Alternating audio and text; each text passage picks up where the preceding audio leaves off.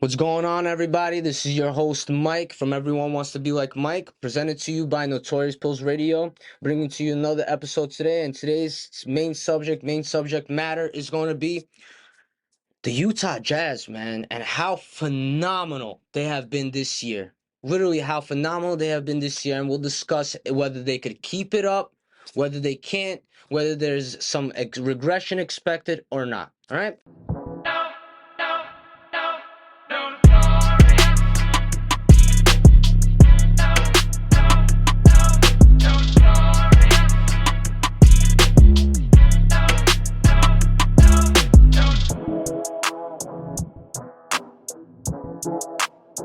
So let's jump right into things and let's talk about how really amazing they have been. All right. They are 12-7 right now. All right. They're sitting at number 1 in the West. All right. Everyone assumed before the season that they would be tanking this year because they were offloading so many players. They traded Gobert. They got rid of Donovan Mitchell. So everybody was under the assumption, all right, so they're going to be in the tank race with everybody else for the Victor Wembanyama sweepstakes. And listen, honestly, I was on the same board as everybody else. I thought the same exact thing. To look back, all right, and to see now how well they are playing and how, I mean, they're literally dominating right now in the West. Yes, they have some losses under their belt, but they're not perfect. But guys, we're talking about a team that nobody expected. We didn't even expect an all-star to come from this team this year. We didn't. And yet they have an all-star, right? And we'll get into that more right now. All right? Look, so much for tanking, right? I mean, it's really, really phenomenal. They're still at number 1. Like I said, they're sitting at number 1, all right, for weeks now. And I guess what the funny thing about it is that everyone assumed that it was either going to be Dallas or the Warriors, or some even out there even assumed that the Lakers would be back on top. But you know what? That's clearly not the case. None of those teams that I have just named are in the top 5 or 6 as we speak, literally, okay? Which is very, very, very surprising. And you know what? In a way, it's also kind of a good surprise to see a team, all right, that fundamentally is not as great as every other team. Think about it, okay? Going into the season, nobody thought that there was going to be an all-star on the team. Nobody thought they were going to be shooting lights out like they are, okay? And honestly, they're doing a lot. They're doing a lot, and we're going to get to that right now. Will Hardy, their head coach, plays his players in a very favorable position. I'll talk more about that in a little bit. He understands his players, and you know what? I feel like he just came up to his players this year before the season started and said, listen, guys, you need to pass. I think that's the whole entire discussion. Straight up, like, you guys need to pass. All right, Jordan Clarkson, stop popping in shots. Yeah, I get it. You're a shooter. You're a three-point shooter. You make those shots. But you know what? You got to pass the ball, too. Look at Mike Conley. All right, he probably went around the whole entire roster telling them, you know what? Learn a little bit from Mike Conley. Get a little bit of assist. Space the floor. I mean, why not? Passing the ball wins games, and it makes sense. It really, really does. Getting your team involved, engaged, is what makes sense. When you have one player out there on the floor doing everything, that's when injuries happen. That's when teams lose. And that's when players like Kevin Durant or Kyrie Irving or Steph Curry or Luka, whatever the case might be, will say like, oh, I couldn't do it by myself. No, you couldn't do it by yourself. You need the team. Okay, this is a team sport, all right? And you have to be a team player. All right, let's talk about Lauri Markkanen. Speaking of all-stars, all right? He's playing at an all-star caliber level, all right? He has been an absolute stud this year, averaging 22.4 points, 8.5 rebounds, 2.4 assists, almost a block, and 2.1 threes a game, shooting almost 54% from the field and 82% from the line. He has recorded 5 double-doubles already, and from a fantasy perspective, he's a top 25 player as of now, okay? A couple weeks ago, he was a top 10 player, all right? Guys, understand what I'm trying to tell you. Lauri Markkanen, man, all right? People didn't expect this from him because of his injury-ridden years, his years with the Cavs, but look what he's doing on a team where he's the number 1 option, all right? He's absolutely phenomenal, and I'll get back to him after I go through the starting roster, and I want to talk about my man Jordan Clarkson. I mean, let's talk about him. Is he trying to be the next Jordan? Like literally, I mean, his name is Jordan Clarkson, Michael Jordan. Is he trying to be the Jordan of the Utah Jazz? I mean, for real, like the guy has been shooting lights out. All right, his percentages are great. All right, and he's been putting everyone to the test. He's been showing everyone that he could shoot. He could do pretty much a little bit of everything. Everybody used to say he was a ball hog. All he could do was to shoot. All he could do is shoot and make and get points. But now he has a good assist rate, right? And he's helping out, spacing the floor. There's a lot of ball movement going around. It's very very nice to see. Okay, he is. Sorry about that, guys. He's averaging 19 points, 3.9 rebounds, 4.6 assists, and 3 threes a game, shooting 43% from the field and 82.8% from the line. Now look, yes, he'll get you your sporadic defensive stats, but that's not exactly what he's known for, all right? He has scored 2 plus 3-pointers per game since the season started. He has not scored less, all right? He had 8 20-plus point games already.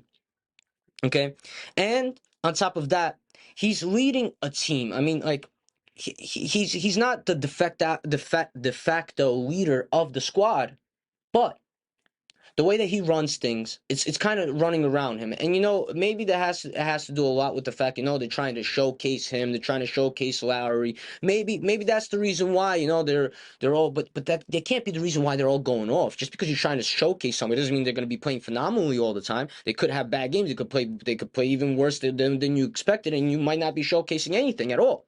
But in this particular case, the starting lineup is just absolutely phenomenal. And this is where I'm going to move on to Mike Conley. Yes, he's injured right now. He's been injured for the last 2 games, right? From strained left leg, right? However, the veteran has been playing great next to these young guys, man. He's averaging 10.2 points, which is literally not that big of a deal because that's not exactly what he's known for, right? 7.9 assists, 1.2 steals, and 1.9 threes, okay? Look, the guy's a vet. He's what they need, all right? And clearly, the team has learned from him and from Will Hardy what the meaning of passing is, what the meaning of spacing the floor is, what the meaning of getting your teammates an open shot. Okay, that's very important in the game of basketball. Without that, I'm telling you right now, it's very unlikely that teams will win. Okay, and those teams that do are usually a superpower team. All right. Let's move on to Jared Vanderbilt real quick. Just real quick, all right? Yeah, he doesn't score many shots. Everybody will complain about him. He doesn't score many points, but that's not what he's there for. And that's my point. Everybody on this team understands their role. Okay? Mike Conley understands that he needs to facilitate, that he needs to develop the younger players, that he needs to show everybody what it means to be a team player. Jordan Clarkson understands that he's there to make shots. He's there to be open for threes. He's there, okay, to facilitate as well. Okay? Jared Vanderbilt, on the other hand, understands one thing and one thing only. All right? He is a defensive player. He rebounds, he'll get you defensive stats, and he'll give you good percentages. That is what he's there for. And look, from a fantasy perspective, I understand it doesn't look great, but you know what? Between me and you, most of basketball fans do not do fantasy basketball. So, in reality, fantasy basketball really does not matter. It doesn't, okay? Unfortunate to say, but it really, really doesn't. He could be a top 150 player in fantasy, but realistically speaking, for this team right now, he is a defensive prowess, like the defensive prowess that they need. They lost Rudy Gobert, and now they're trying to make it up somehow. Yes, it's not nowhere close to what Rudy Gobert has done for them on the defensive end, but he's supplementing some of those stats, and that's what he's there for. He's not there to shoot. He's not there to score. Okay, moving on to Kelly Olynyk. All right, yes, he's probably isn't the most consistent player, but also understands his role. Okay, he averages 12.6 points, almost 5 rebounds, 3 assists, 1.2 steals a game, half a block, shooting 55% from the field, almost, and 81% from the line. Now look, Kelly Olynyk was always known to be a very inconsistent player. Okay, you'll see him one night drop 27 points on 50% shooting. On another night, you'll see him drop 8 points and 2 rebounds. Another night, you see him drop 20 points and 8 rebounds. Whatever, you get the point. All right, he's very sporadic. All right, and that's kind of normal. But this year, he's been more or less, on the consistent end of things, and it's good to see. he's kind of fitting into the role really well. All right, and I want to talk about three players off their bench, just three players. Malik Beasley, again, another player that clearly knows his role, shooting threes and scoring. All right, that is there. That is it. That's all he's there for. All right, Colin Sexton, again, he could be a facilitator, but all he's there for is shooting. All right. Also, Walker Kessler, all right, defensive stats. So everybody has a purpose. Everybody has a purpose, and that's the idea. I think Will Hardy, he set this team up to be successful because you know what? He understands the meaning of what it is to be a team player. And that's my personal opinion. All right. Now, look, will there be a drop off? Very possible. It's very possible. There will be some offensive regression in one way or another. Look, Larry Markkinen is a great player, but his shooting averages were never this high. Never Never this high, so a drop off is expected in some fashion or another. Clarkson, on the other hand, has made 6 more wide open 3-pointers than we would expect based on his history, all right? And at this point, that's the highest mark in the league. Kelly Olynyk is another one not far behind, ranking third with 5.7 extra made threes, all right? And is just expected to drop off for all of them at one point or another. I mean, that's what regression is. You know what I mean? If you got a player, for example, that is been playing for the last 4 or 5 years at 45% shooting percentage, and all of a sudden he's shooting 54%, 55% like Lowry is, don't you expect a little bit of a drop off? Yes, it's very likely, it's possible that he could keep it going. Nobody's saying, but statistically and based on reasonable inferences, you could infer that there will be some type of a drop off for both of these players. Okay? Now look. Another issue is their defensive end is having a lot of trouble. Look, they lost Rudy Gobert. It's understandable, all right? And they have Vanderbilt. They have Larry. Larry's been playing great on the defensive end this year, all right? He's actually been their best defender thus far, all right? But they ranked 22nd defensive rebounding, which is their first time outside the top 10, all right, in a very, very long time. And that is all due to them losing Rudy Gobert, all right? So look at the defensive issues that they have. All right, Larry Markkinen is not going to be able to keep up the defensive end, not going to be able to keep up offensive end, and Jared Vanderbilt is not doing enough. So they lost Rudy Gobert. They were always in the top 10 in defensive stats, and now look what's going on. All right, they dropped off. They're 22nd in defensive rebounding, man. It's pretty bad, and they were usually top 10. All right. Now the schedule also tends to get even tougher into the season. Don't forget that. All right, it gets tougher and tougher. So expected drop off, I would say possibly there is going to be some type of a drop off, and most likely there will. I'm not trying to be pessimistic or cynical. It's me being more realistic and basing my foundation on facts and statistics and history. That's really all it's about. All right.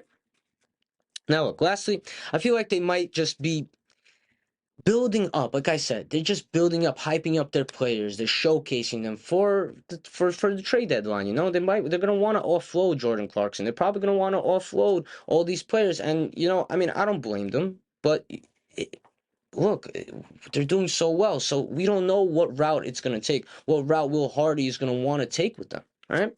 Now look, I'm not saying that they are going to win the playoffs. I'm not even saying that they will make the playoffs. All right, but their largest scoring loss was against the Washington Wizards on November 12th, which 112 to 121, which was the start of a 3-game lose streak. All right. The next being against Philadelphia 98 to 105, and the last being against the Knicks 111 118. Now, if you would have told me before the season started that they were having such a losing streak, 3-game losing streak, I would have been like, okay, yeah, what's your point? All right. Now, if you were to tell me something like that, everybody's shocked. Everybody's surprised. You know why? Because they're doing so well. They're number one in the West, and for good reason.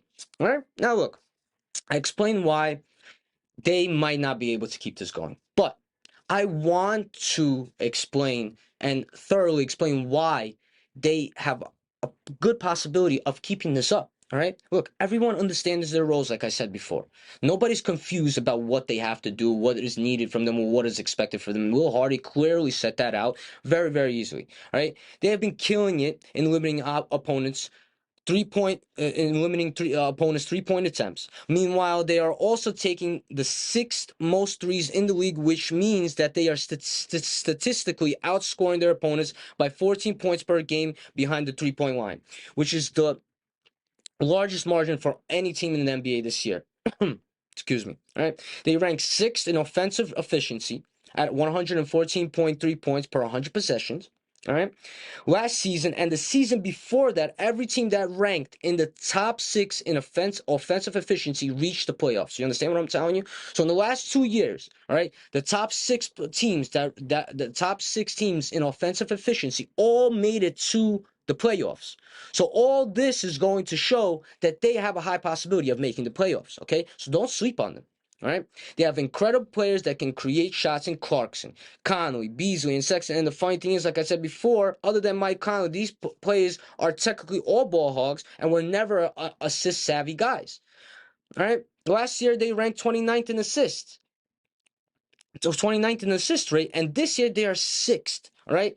What is that? Does that tell you anything? And if it does tell you anything, it should tell you that they are clearly learning how to space the floor, and Utah's ball movement has been a very nice surprise. All right. It's comical how when Don Mitchell was on the squad, he clearly handled the ball more than Conley. And now that he's gone, Conley can finally do his thing. He's assisting. He's teaching the youngins how to do the same thing. Look, Malik Beasley's even assisting. All right. Malik Beasley's putting up assists. That's just it's incredible to say because Malik Beasley is a three-point shooter. That's all he's known for. All right. So look, yes, how's Conley's usage rate is down by a lot, but look, his assist rates are a career high. Not to mention, all five of the Utah Jazz stars are averaging career highs in assists. All right. I don't know what Hardy spoke to them about before the season started. And what do you say? Are you with me or not?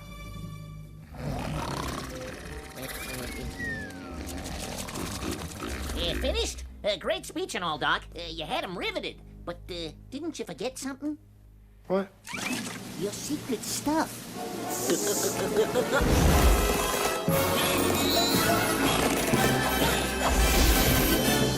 Wow. Whoa. Nice deltoid. He must have been like, yo, listen, you guys need to pass the ball, and I'm telling you, the passing the ball is going to win you games. I mean, it has to be something of the sort, or I don't know, Jordan Clarkson, you take too much shots, I'm going to bench your ass. Something of the sort, because, I mean, it just doesn't make sense to me. It really doesn't, but then again, it does in a way, because, honestly, it's happening, all right, and we see it, okay?